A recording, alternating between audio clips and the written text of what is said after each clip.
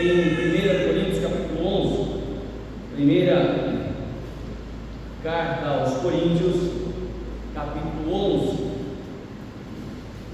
nós leremos do verso 23 ao verso 26.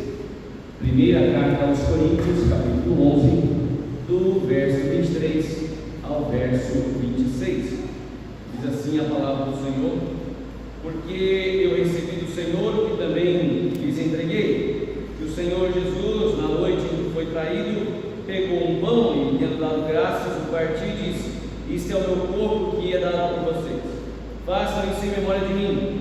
Do mesmo modo, depois da ceia, pegou também o cálice, dizendo: este cálice é a nova aliança no meu sangue, façam isso todas as vezes que beberem em memória de mim. Porque todas as vezes que comerem este pão e beberem o cálice, vocês anunciam a morte do Senhor até que Ele venha. Vamos orar. Senhor Deus, essa é a tua palavra, que através dos séculos tem sido preservada à tua igreja, Senhor Deus, ao teu povo, para a anunciação, Deus, para a proclamação do teu evangelho e transformação de vidas. Agora pedimos ao Senhor, alimenta-nos em nome de Jesus Cristo. Amém. Meus irmãos, há uma beleza singular e um revigoramento quando são aplicados na Igreja de Cristo os sacramentos. Na Igreja Presbiteriana do Brasil, nós temos dois sacramentos. O primeiro sacramento é o batismo e o segundo sacramento é a Santa Ceia, ou a Ceia do Senhor. No batismo é um momento de alegria, porque nós estamos celebrando alguém que está confessando ao Senhor como seu Salvador, ou a família que está apresentando seu filho e assumindo um compromisso com Deus diante do Senhor, de ensinar o seu filho o caminho que deve andar, sua filha o caminho que deve andar, e mais à frente essa criança vai fazer na igreja presbiteriana a sua profissão de fé. Ou quando alguém tem um encontro com Cristo, faz o batismo. Isso é um sacramento, que é uma ordenança de Jesus. Jesus deu essa ordem, que todo aquele que confessasse Ele como Senhor, todo aquele que entregasse sua vida, confessasse Ele como Salvador, deveria ser batizado. E a outra ordem é que a igreja ministre e celebre a ceia. Então, tanto Agostinho de Hipona como depois João Calvino vem dizer que os sacramentos, tanto o batismo quanto a ceia, são a palavra visível, ou seja, Deus nos deu a sua palavra revelada, como nós lemos, ouvimos, mas ao mesmo tempo, Deus é tão pedagógico. Se a gente for trabalhar com criança, por exemplo, não adianta nós ficarmos falando para a criança, correto? Para a criança a gente tem que trabalhar com área lúdica, você tem que ter brinquedo para falar com a criança, você tem que ter desenho para falar com a criança, você tem que ter uma dinâmica para falar com a criança, porque é pedagógico. O psicólogo infantil ele vai trabalhar com a parte lúdica, e Deus entende que nós também necessitamos de pedagogia para aprender o seu sacramento. Então, além de pregar, de ouvir, Deus diz que é necessário que seja palpável os sacramentos. Então, Ele nos dá a ceia por meio do pão, do vinho, e o batismo por meio da água. A água é só um símbolo. A água é água, não é a quantidade de água, mas ela é um símbolo externo de um acontecimento interno. Eu creio que o Espírito Santo desceu sobre a minha vida quando eu confessei o Senhor. E a água é justamente esse símbolo externo de algo que já aconteceu internamente. A ceia é a mesma coisa. O pão é pão. Nós não cremos na transubstanciação, ou seja, que os elementos se transformam em carne de verdade e sangue de verdade. Nós não cremos assim. O pão continua sendo pão. Você pode mastigar, viu, meu irmão? Meu irmão, quando você receber a ceia, pode mastigar o pão. Você não está mastigando a carne de Jesus. Você pode tomar o suco. Antigamente servia esse vinho de verdade. É um vinho específico, um álcool, mas por conta de alcoolismo, preservar os irmãos que já tiveram essa luta, então nós usamos o suco. Pode tomar o suco, ele não vai se transformar em sangue. Da mesma maneira, nós não cremos que a presença de Jesus está dentro dos elementos, a consubstanciação. Não, nós cremos que os elementos são elementos, mas a presença de Cristo está real, viva e poderosa na comunhão dos santos. Por isso é tão especial esse momento. A ceia do Senhor é aquele momento especial na vida da igreja, porque a ceia nos puxa-nos pela mão de volta à aliança redentora em Cristo. É o momento que nos traz isso. Por que eu estou tomando a ceia? Eu estou tomando a ceia porque eu estou trazendo uma memória. Ela me leva de volta àquilo que Cristo fez por mim, a maneira como Cristo isso me alcançou, o impacto que ele causou no meu coração. É um momento sagrado que nos faz refletir 3 realidades que nós vamos meditar nessa noite. A primeira é a memória da libertação, a memória da cura espiritual. Segundo, é a graça que nutre, é a graça que alimenta. E terceiro, a esperança que sustenta. Essas três mensagens estão presentes na ceia.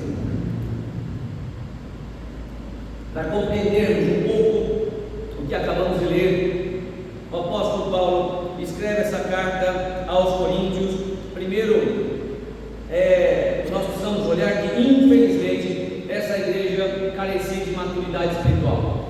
Uma igreja que foi plantada, foi evangelizada pelo apóstolo, mas uma igreja de um coração difícil.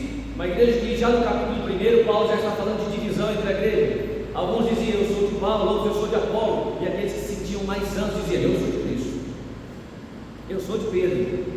E Paulo está dizendo: olha, se tem uma coisa que não pode existir dentro da igreja, é divisão. Até mesmo Jesus disse que um reino dividido não subsiste. Uma casa dividida não permanece em pé. E aí então o apóstolo escreve e ele vai tratando situações de imoralidade, situações de sectarismo, situações de uma igreja imatura espiritual que não pode ser alimentada com coisas espirituais porque não consegue discernir espiritualmente. E quando ele chega no capítulo 11, ele vai tratar da ceia do Senhor. Um problema estava acontecendo nessa igreja. O alimento, isso não é só na nossa cultura, ou na cultura grega ou judaica, mas você pode pesquisar depois nas culturas tribais. Comer sozinho em algumas tribos é uma violação gravíssima. O alimento não foi feito para ser consumido de forma solitária, ele tem que ser comunitário. Uma história de um missionário que chega e ele não sabia ainda como que ele se portaria, então ele se afasta para o rio e ele vai se alimentar.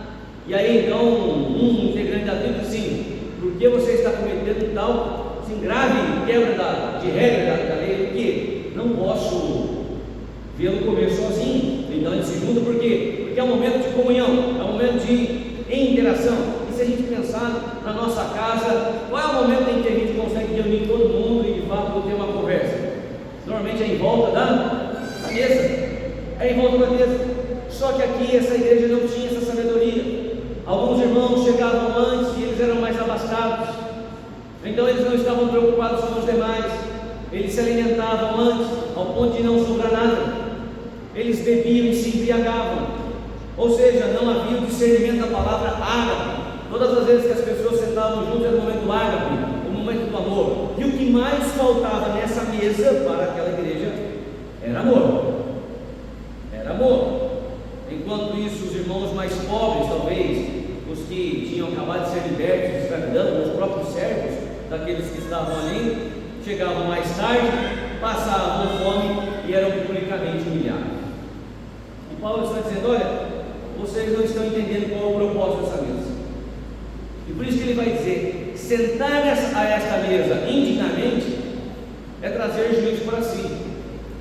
Se você não sabe qual é o propósito real, se você não se assenta nessa mesa com um propósito real, você está trazendo juízo para si, porque é uma verdade, há uma proclamação, há um contexto espiritual, conceitual espiritualmente sobre essa mesa.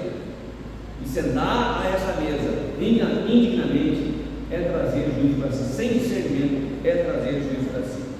A divisão social, a falta de empatia, o egoísmo estava destruindo, quebrando a verdadeira comunhão. E por isso o apóstolo entende que isso tem que ser tratado. Ele usa aqui duas coisas interessantes, dois conceitos interessantes de verbos: eu recebi, e o que recebi eu vos entreguei. O que ele está dizendo é o seguinte: olha, ele está desarmando o orgulho. Tanto que nós recebemos de Cristo, como qualquer coisa que nós oferecemos em Cristo, não é nosso, sempre foi de Cristo, é graça. Então, se você, para aqueles cristãos, aqueles irmãos, vocês estão vindo à igreja achando que vocês são são especiais, mais do que outros, que vocês podem comer primeiro, que vocês podem se esbanjar e deixar as outras pessoas em falta, entenda o seguinte: graça é graça. Você é tão miserável quanto aquele que você está deixando fome. Aliás, a sua atitude pode ser mais miserável em não ter consideração àquele que vai ficar com fome. Porque eu digo, tanto o que eu recebi quanto o que eu ofereço, não vem de mim. Eu sou apóstolo, mas eu não sou melhor que você. Agora, o que eu recebi, eu também vos dou. E então ele traz o que Jesus ensina sobre a ceia. Na noite que Jesus foi traído, e aí nós poderíamos ver, você serviria pessoas que você sabe que vão te trair. Você convida algumas pessoas para fazer um jantar na sua casa, e aí então essas pessoas estão para chegar, você está aguardando, a mesa está pronta, e alguém diz assim: olha, as pessoas que estão indo na sua casa jantar hoje, elas vão te abandonar, elas não vão ser fiéis a você, elas não serão leais. E você desliga o telefone e as pessoas começam a chegar. E aí, esse jantar vai sair ou não vai? O que você colocará como tempero nessa comida? Chumbinho? É interessante que Jesus sabia que seria traído, Jesus sabia que seria abandonado, Jesus sabia que, mesmo fazendo promessa, não, Senhor, eu vou contigo até o final, que não iria. Mesmo assim, o Senhor Jesus serviu, foi fiel à obediência ao Pai, por amor a nós, mesmo sabendo que nós traímos. Então diz, na noite em que ele foi traído, e aí na noite em que ele foi traído, ele tomou um pão e tendo dado graças, e aí o Senhor Jesus diz: façam isso em memória de mim. Paulo, é como se ele dissesse: irmãos, vocês precisam entender o que é essa mesa. Ela não é um simples jantar, essa mesa não é um ritual vazio, ela não é uma cerimônia de elite, ela é um meio de graça, é a maneira de Deus expressar a sua graça. Quando nós olhamos para a ceia, nós estamos olhando para uma pregação, nós estamos olhando para o símbolo que nos remete àquilo que Deus fez por nós, nos olhou quando ainda éramos pecadores, nos amou quando ainda éramos rebeldes, e nos tirou das trevas, nos trouxe para a sua luz, nos tirou de um tremendal de lama, colocou os nossos pés sobre a rocha, que é Cristo Jesus. É um meio de graça, é um meio pelo qual Cristo nos deixou uma pregação poderosa e silenciosa. Porque para o cristão, só o fato de ele entrar ali e ver essa mesa, ele já sabe, um cristão verdadeiro, ele sabe o que essa mesa está pregando. Paulo então destaca 3 pilares sobre a ceia. Primeiro pilar, memória, anamnese. Ele diz: Jesus falou, façam isso em memória de mim. Sentem-se juntos em memória de mim, comam juntos em memória de mim, relacionem-se em memória de mim, estejam na mesma altura, porque quando nós assentamos à mesa, nós ficamos aqui, ó, na mesma altura. Sejam iguais em memória de mim, cuidem-se em memória de mim, tenham parte um com o outro, compromisso um com o outro em memória de mim. A memória, meus irmãos, quando se fala no contexto ao qual Jesus está, mesmo falando aramaico ou no contexto judaico, memória não tem a ver somente com uma questão cognitiva, não tem a ver com uma lembrança nostálgica ou afetuosa. Memória significa trazer toda a eficácia e os efeitos de uma realidade do passado para o presente. Então, quando Jesus fala, façam em memória de mim, tragam tudo o que vocês entenderem do Evangelho que aconteceu no passado, mas que é vivo no presente, tragam para esse momento. Tragam o poder da pregação do Evangelho, tragam o poder do Evangelho que é poderoso para a salvação. Tragam em memória de mim o sacrifício, tragam em memória de mim para esse momento a morte, mas tragam em memória de mim a ressurreição, a vitória sobre a morte. Façam isso em memória de mim. Façam isso lembrando quem eu sou. Se reúnam e comam, lembrando quem os fez um só corpo, o corpo de Cristo. Segundo o pilar é a aliança. Ele diz: este cálice é a nova aliança, Jesus disse. Uma aliança que eu e você não podíamos sustentar e cumprir. A primeira aliança foi quebrada no Éden. Deus fez uma aliança com Adão. Deus deu liberdade para Adão para administrar a sua criação, para honrá-lo, para adorá-lo na sua conduta.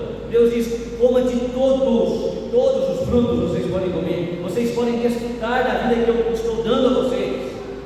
Contudo, não comam daquele fruto. No dia que vocês comerem, vocês morrerão, mas se não comerem, vocês permanecerão vivos. Uma aliança de vida, um pacto. Adão foi lá e ele fez o quê? Quebrou esse pacto, quebrou essa aliança.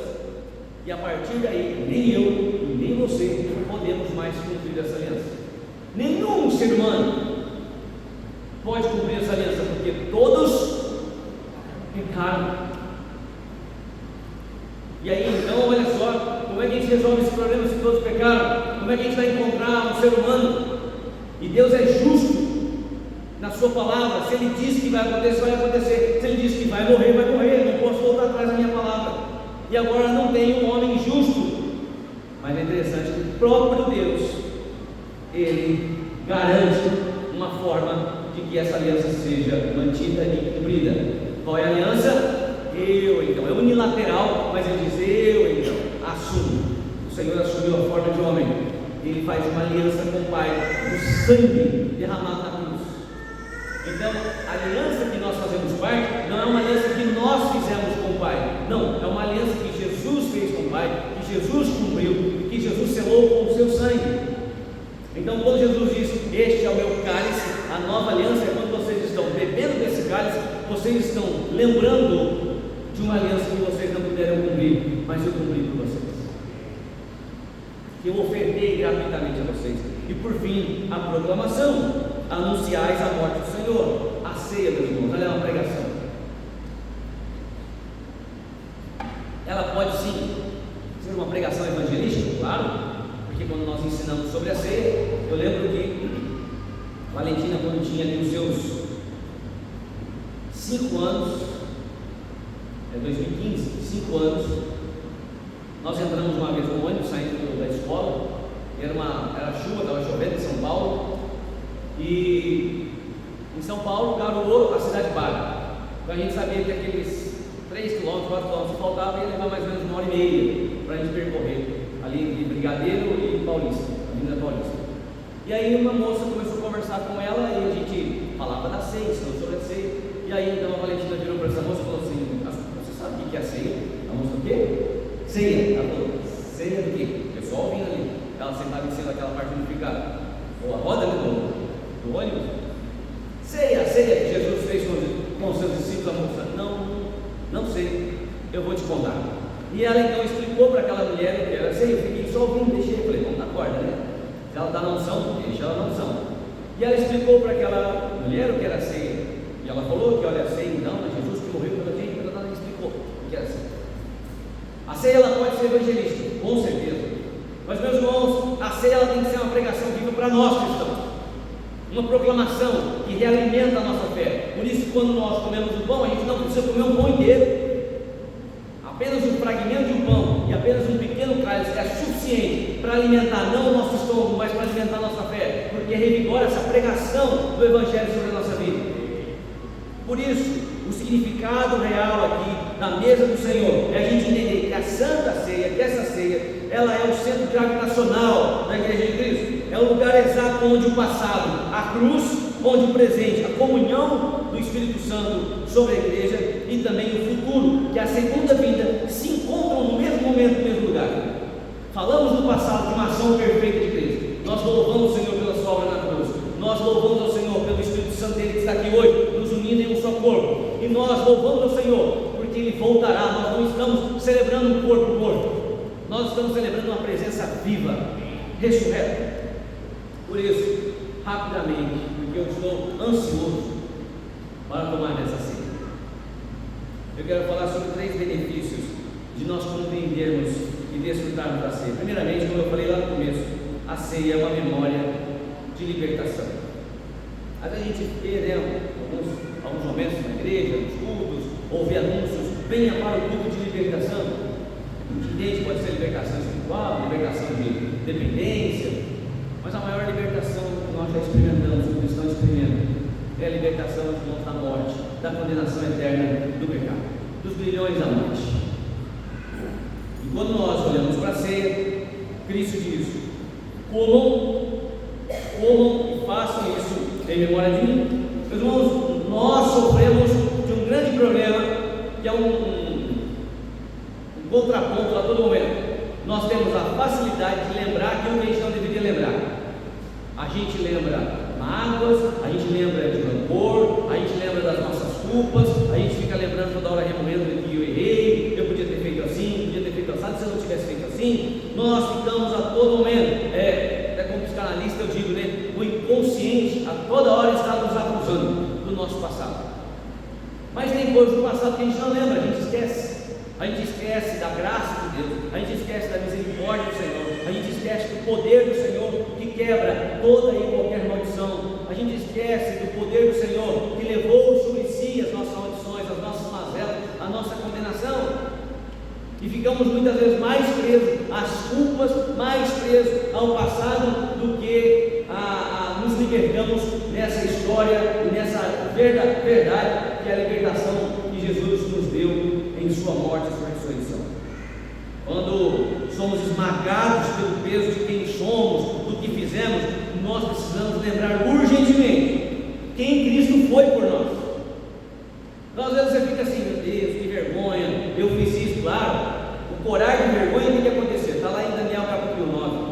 Mas uma vez que houve o corar de vergonha, uma vez que houve o arrependimento, uma vez que houve o perdão de Cristo Jesus sobre a sua vida, você não tem mais que ficar olhando para o passado com vergonha. Você tem que olhar para o passado, mas não o passado do seu pecado, mas o passado da morte e ressurreição de Jesus que venceu o seu pecado. Então quando nós olhamos para a ceia não é um momento de tristeza. E eu confesso que na adolescência ainda não tinha muito discernimento, fiz a profissão de fé, não tinha muito discernimento em relação à ceia. E aí a gente dava umas pisadas de bola durante a semana na escola, mal testemunho, e aí chegava a ceia, e eu dizia assim, se eu não tomar, o pastor vai olhar e falar assim, está em pecado, o que aconteceu? Mas se eu tomar, e eu sei o que aconteceu na semana, a gente tentava ali, né, rapidinho, Senhor, pedir perdão, aí o pão vinha, a hora que eu pegava o pão, parece que ele não descia, né? Ficava com a culpa, que discernimento errado. Meus irmãos, a ceia não é um momento para nós sentarmos na mesa com Jesus. Jesus não nos convida para sentar à mesa para ficar com medo dele. Jesus nos convida à mesa para celebrar, para comemorar. A ceia é um momento de alegria, um momento de alegria que o nosso Salvador, ainda que sofreu, morreu, e nós poderíamos nos entristecer de vergonha porque alguém assumiu isso. Ele diz assim, eu não quero que vocês se entristeçam, eu quero que vocês lembrem disso com alegria. Então ao sentar à minha mesa, sentem para festejar, sentem para celebrar, porque nós não estamos celebrando derrota, nós estamos celebrando vitória. A ceia do Senhor vem para curar a nossa mente. O puritano John Owen, em seu livro A Glória de Cristo, ele nos ensina a revelação da glória de Cristo é o maior privilégio que os crentes podem desfrutar nesse mundo. É ela que transformou a nossa alma na imagem divina. Então quando a gente tem essa revelação do que Cristo fez por nós, e nos assentamos à sua mesa e temos a consciência de que isso nos remete ao que Ele é momento de festejar. A ceia do Senhor vem para curar a nossa mente. Ela substitui as nossas memórias de dor, de fracasso, de pecado, pela memória central do Evangelho. Jesus Cristo, o Cordeiro de Deus, que tira o pecado do mundo, tirou os pecados do meu coração. É como se o Espírito Santo, no momento da ceia, estivesse dizendo para nós: coma, se farte na vitória de Jesus, se farte na mesa do Senhor Jesus, porque você não é definido pelas suas falhas, você não é o resumo dos seus traumas, você é definido pelo alto preço que foi pago no Calvário. A ceia nos lembra disso, que um alto preço foi pago no Calvário. Esse é o meu corpo que foi dado por vós, este é o meu sangue que foi derramado por vós, para que você não precisasse se sacrificar uma vez que o seu sacrifício seria insuficiente. Então, celebre nessa noite esta mesa. Segundo, a ceia não nos traz uma memória apenas de libertação, mas a ceia, ela nos traz a nutrição da graça. Nutrição da graça. O pessoal está aí, né? Comendo proteína, menos carboidrato, vitamina D, creatina, nutrientes. É isso? A vida espiritual também necessita. Em segundo lugar, Jesus declara: este cálice é a nova aliança, como eu já falei. A teologia reformada, baseada nas Escrituras, ensina que não nos relacionamos com Deus nos nossos próprios méritos. Eu não me relaciono com Deus porque eu sou bom, eu não me relaciono com Deus porque eu me comporto durante a semana, eu não me relaciono com Deus porque eu fui, eu ajudei as pessoas esse ano. Deus não é Papai Noel. Primeiro, Papai Noel não existe. Desculpa as crianças aí, é verdade, não existe, tá bom? Papai Noel não existe. E Deus não é alguém que diz assim, se você se comportar, eu te dou um presentinho. Não. Tudo que recebemos do Senhor é graça, e essa graça é só por meio de Cristo. Por isso que quando nós oramos e dizemos o quê? Em nome de... Porque nós não temos acesso ao Santo dos Santos, senão por meio de Jesus. Lembra lá no Antigo Testamento? Nós tínhamos 3 alas, né? A primeira do tabernáculo, onde tinha acesso aos sacrifícios. Aí tínhamos a primeira câmara do tabernáculo, e depois nós tínhamos o Santo dos Santos. E no Santo dos Santos só entrava o sumo sacerdote. Cristo, ele vem para ser rei, não é isso? Reino. Cristo vem para ser profeta? Não, ele vem para ser a própria palavra. O profeta pregava a palavra, ele é a palavra. E Jesus vem para ser o que? O sumo sacerdote. Ele entrou no Santo dos Santos, e quando ele entra no Santo dos Santos, ele rasga o véu para que eu e você tivéssemos acesso ao Santo dos Santos. Mérito nosso? Não, graça. Por isso, se você quiser acertar a sua oração, comece a sua oração dizendo: em nome de Jesus, Senhor dos Senhores, Deus Altíssimo, grandioso, é que eu me apresento diante de Ti, porque é nos méritos de Cristo que eu posso falar diretamente ao Senhor. São nos méritos de Cristo que eu posso dobrar o meu joelho e entrar na presença do Altíssimo. A distância entre nós e o trono da glória são apenas 2 joelhos dobrados em nome de Jesus. Isso não é mérito nosso, isso é mérito de Cristo. Então, meus irmãos, a teologia reformada nos ensina isso, que é por causa dessa aliança entre Filho, Jesus, na condição de homem, e Deus Supremo, o nosso Senhor Criador. É nessa aliança que nós temos acesso ao Santo Santo. O teólogo Harold Lavin nos lembra algo maravilhoso. O teólogo reformado diz assim: na aliança, Deus não apenas exige obediência, Ele mesmo providencia a condição dessa aliança, o seu sangue. Então, ao nos aproximarmos da mesa, nós não estamos prestando homenagem, meus irmãos, a uma pessoa morta. Nós estamos aqui comungando, e Paulo vai falar isso na primeira carta aos Coríntios, no capítulo 1, que vocês tenham um pensamento concorde, que vocês pensem concordemente, que haja união entre vocês. Então nós estamos assentados aqui com um único propósito. Qual é o propósito? Exaltar o nome do Senhor, reconhecer a sua glória, reconhecer a sua graça, reconhecer que Ele é o nosso único Salvador, reconhecer que a ceia nos traz uma memória maravilhosa. Isso nos alimenta, nutre a graça. O que é nutrir a graça? É reconhecer que somente pela graça nós somos salvos. É reconhecer que não adianta nós termos lá 626 leis, que nunca foi conseguido cumprir essas leis. Não é a lei que nos salva. Artigo 121 do Código Penal diz o quê? Matar é crime. Ou seja, essa lei, ela não diz o seguinte: olha, se você matar, tem uma forma de resgatar você. Não, ela só diz: matar é crime e a pena é essa, ou vai ter agravante ou não vai ter. Então a lei só serve para quê? Para dizer o que é o crime e para dar a condenação. Então a lei, ela só servia para isso. Agora Cristo Jesus não apenas cumpre a lei, mas Ele oferece a graça. Ele diz assim: há um meio de te livrar daquilo que a lei te condenou, e esse meio é o meu sangue que foi derramado por você. Então, quando nós olhamos para si, quando nós nos assentamos na mesa, nós estamos alimentando essa graça em nosso coração. Como afirmou Calvino, meus irmãos, ele diz assim: embora Cristo tenha subido ao céu, Ele se faz presente aqui na comunhão, e isso é graça. O Senhor está entre nós. Que gracioso é! Eu não mereço, eu não sou digno de estar na presença do Senhor do Altíssimo, mas Ele quis se fazer presente em minha vida, em sua vida. Assim como a oração perseverante rega, lembra do retiro espiritual, hein? Assim como a oração perseverante rega o jardim interior da nossa alma, a ceia do Senhor é um nutriente divino que fortalece as raízes da nossa fé. a mesa é alimentar a fé, renovar a fé, é reafirmar convicções. Se você está fraco, tem se sentido fraco, cansado, com a alma ressecada, o convite não é para você melhorar e vir para a mesa. Jesus não está dizendo assim, ó, melhore e venha para a mesa. Jesus está dizendo, venha para a mesa, realimente a sua fé, realimente a graça, reafirme que você reconhece que eu te amei e amei incondicionalmente, e aceite sentar-se à minha mesa. Se você está forte, venha para reconhecer essa grandeza do amor. O grande médico das almas, que é Cristo Jesus, Ele oferece o remédio perfeito, o seu próprio amor. Ele mesmo se dá a nós.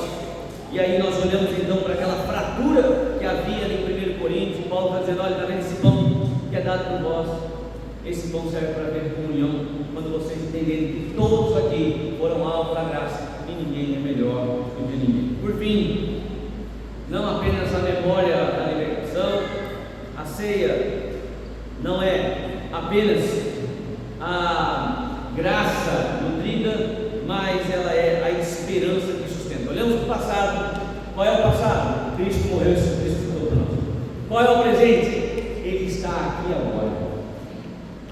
Cristo Jesus está aqui agora, presente na sua igreja. E o futuro? Por fim, o apóstolo Paulo faz uma declaração escatológica. Ele conclui dizendo, as palavras de Jesus: façam isso em memória de mim, porque toda vez que vocês fizerem, anunciarão a minha morte, até que eu... Aí posso ouvir um glória a Deus aqui? Glória a Deus! Glória a Deus!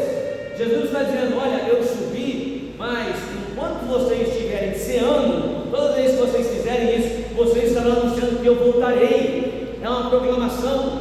Nós vivemos, meus irmãos, dias difíceis, em meio a lutos incompreensíveis, a decepções humanas, problemas em família, fracassos retumbantes, angústias invisíveis dessa vida. Mas quando nós nos assentamos à mesa, nós somos encorajados, porque a nossa esperança não se limita ao luto que eu estou vivendo hoje, à dor que eu estou vivendo hoje, à decepção que eu estou vivendo. Não, a minha visão está na glória. Eu digo, Senhor, esse pedacinho de pão e esse pouquinho aqui, Senhor, é apenas um aperitivo de banquete que vai haver no céu.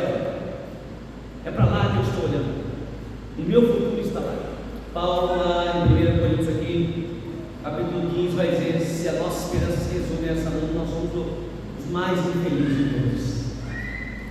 A ceia do Senhor, ela nos anuncia, ela nos promete que a qualquer momento, meus irmãos, pode ser hoje, ao final dessa pregação, pode ser quando nós estivermos indo para casa, pode ser de madrugada, nós vamos ouvir o toque da trombeta, e de leste a oeste, do oriente ao ocidente, o céu se abrirá, e todo olho verá, todo joelho se dobrará, toda língua reconhecerá: Cristo Jesus é o Senhor, porque Ele prometeu. Então, todas as vezes que nós sentamos, nós estamos dizendo isso: a qualquer momento Cristo vai voltar, e eu creio nisso.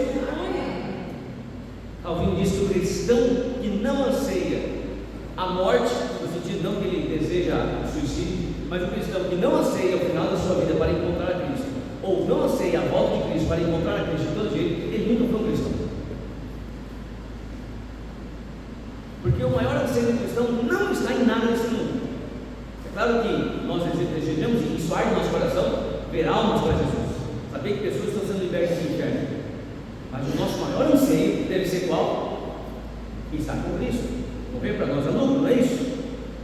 Então, meus irmãos, quando nós ceamos, nós estamos dizendo: a qualquer momento Ele virá. E a igreja não pode perder isso. Eu lembro dos cânticos, dos hinos, ali na década de... ali rapidinho, não vou falar não, mas eles falavam muito sobre a volta de Cristo, e hoje não se fala mais sobre a volta de Cristo. As pessoas parecem que querem que Cristo se atrase porque elas têm um projeto de vida para realizar, porque elas ainda não compraram a sua casa, porque elas ainda não ficaram ricas, porque elas não atingiram ainda 1 milhão de seguidores. Cristo não pode voltar ainda. Depois de alcançar 1 milhão de seguidores, aí Jesus volta. Não, eu quero que Cristo volte logo. E porque eu quero que Cristo volte logo, o que eu faço? Eu quero pregar o Evangelho urgentemente para cumprir a ordem de Deus. Concluindo, Richard Baxter, meus irmãos, teólogo também, diz o seguinte, no seu livro Descanso Eterno dos Santos. Ele afirma que é exatamente contemplar o céu que dá ao crente superar as aflições da terra. Quando eu contemplo agora que virá, não se compara aos breves momentos de luta que eu enfrento. O que ele está dizendo, meus irmãos, é que o sofrimento não tem a última palavra na minha vida. Os meus pecados, o meu fracasso não tem a última palavra na minha vida. A morte não tem a última palavra na minha vida. A última palavra na minha vida é Cristo, que voltará e me levará juntamente com Ele para a eternidade. Essa é a última palavra. Satanás pode me cercar, Satanás pode me atormentar, Satanás pode me provocar, ele pode criar ciladas, ele pode sim querer me emboscar você e a sua vida, mas ele não tem a última palavra na sua vida. A última palavra na sua vida sempre será de Cristo. Então, nessa noite, quando você sentar a essa mesa, você vai dizer: Senhor, obrigado, Pai, porque nessa noite o Senhor está resolvendo algumas coisas no meu coração. O Senhor está fazendo como a gente faz lá em casa: a gente senta na mesa e resolve algumas questões. O Senhor está resolvendo que o meu passado não é marcado pelos meus pecados, o meu passado é marcado pela morte e ressurreição do Senhor que me livrou dos meus pecados. O meu presente, Senhor Deus, não é marcado, Pai, com a minha incapacidade de te agradar. O meu presente ainda é marcado com a tua graça, Senhor, porque é somente a tua graça que me sustenta, a tua misericórdia se renova todas as manhãs. E o meu futuro, Senhor, obrigado por estar nessa mesa, porque nessa noite o Senhor mostra o meu futuro, e o meu futuro é o futuro da glória com o Senhor. Pela palavra nós vemos isso: a memória que liberta, a aliança, a graça que nutre e o futuro que dá esperança aqui nessa mesa. Então agora sim, examinemos agora. Vamos nos autoexaminar e dizer: eu tenho consciência real do significado dessa mesa em minha vida. Então, irmãos, se você tem consciência de que a graça te abençoou, Cristo te salvou, você está entendendo comunhão com Ele, comemore, celebre. Mas pastor, eu estou fraco. Está aqui, ó, proteína celestial, carboidrato do reino, vitamina D do Espírito Santo, tudo que você precisa. Sabe aquele comprimido centro? Está aqui, ó, o centro da glória. É aqui que você tem que renovar a sua aliança com Cristo, de entrega, de confissão. A mesa está posta, o Senhor convida: coma, alimente-se, nutre a sua alma em nome de Jesus, porque o Senhor se alegra com a sua presença na mesa dele por causa da sua graça. Amém.